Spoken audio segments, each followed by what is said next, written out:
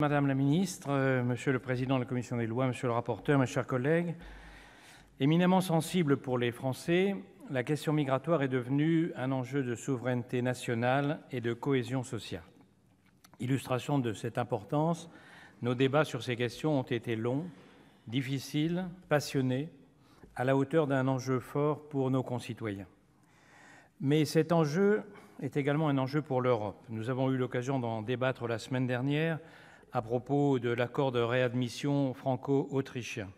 C'est l'avenir, comme je l'ai lu, du vieux continent face à la jeune Afrique qui est en jeu, un avenir qui ne doit pas verser dans la confrontation. L'Afrique subsaharienne compte déjà plus d'1 milliard d'habitants, dont 70% ont moins de 30 ans. En 2100, 3 bébés sur 4 qui viendront au monde naîtront au sud du Sahara. Comment, dans ces conditions, éviter une ruée vers l'Europe, pour reprendre le titre de l'ouvrage récent de Stephen Smith qui documente précisément cet enjeu. Le vrai défi est là, réussir le développement d'un continent jeune et pauvre, séparé par un bras de mer d'un continent plus vieux et plus riche. Dans ces conditions, l'irénisme humanitaire me semble aussi dangereux que l'égoïsme national.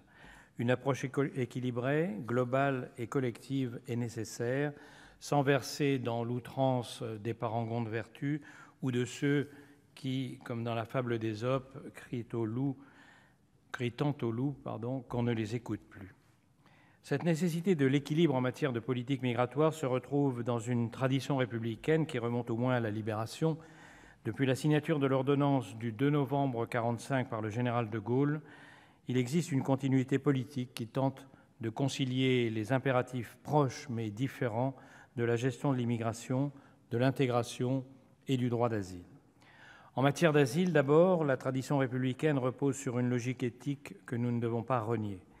Néanmoins, et c'est l'un des enjeux de ce texte, les procédures doivent être modernisées et les critères clarifiés pour éviter de laisser se développer des attentes infondées ou des situations indignes de notre pays. Je veux parler par exemple des conditions difficiles de travail à la Cour nationale du droit d'asile ou à l'OFPRA, des inefficacités de nos procédures de traitement et de saturation de nos dispositifs d'hébergement, particulièrement en Île-de-France, dans les Alpes-Maritimes et dans le Pas-de-Calais. Quant à la question de l'intégration des étrangers dans notre pays, leur insertion linguistique, économique et sociale est particulièrement insuffisante en comparaison de certaines réussites chez nos partenaires, en Allemagne notamment. Dans un bel article de 1943 intitulé « Nous autres réfugiés », Hannah Arendt décrivait la situation la plus difficile pour le réfugié en terre d'accueil, l'exclusion, le rejet, l'anonymat. « Personne ici ne me connaît », disait-elle. Nous devons faire en sorte que la promesse de l'accueil, une fois ces critères clarifiés, ne soit pas qu'une promesse procédurale, mais bien celle d'une insertion réelle. Nous avons déjà pu évoquer lors de précédents débats l'importance dans ce cadre du droit du travail. Sur le sujet de la maîtrise de l'immigration, le Sénat a proposé un texte qui est très éloigné de la version d'origine proposée par le gouvernement. Modifier ce texte n'était pas en soi une erreur, car on peut faire mieux que ce qui nous est proposé en matière d'exécution des décisions, de regroupement familial, de traitement des mineurs ou encore d'intégration. Je crois que nous sommes d'accord pour estimer que cet énième texte sur l'asile et l'immigration constitue un aménagement technique de notre droit qui ne résoudra pas la dimension structurelle du problème des migrations. Cela ne veut pas dire qu'il n'est pas important. Au contraire, il pourrait contribuer à changer en profondeur le quotidien des migrants et des agents de l'asile dont l'engagement doit être salué.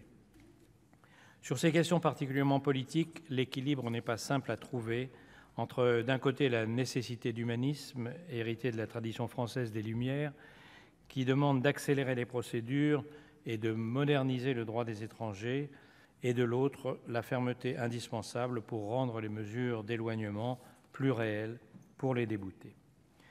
Tout au long de la discussion sur ce projet de loi, nous avons souhaité conserver une approche mesurée, raisonnable.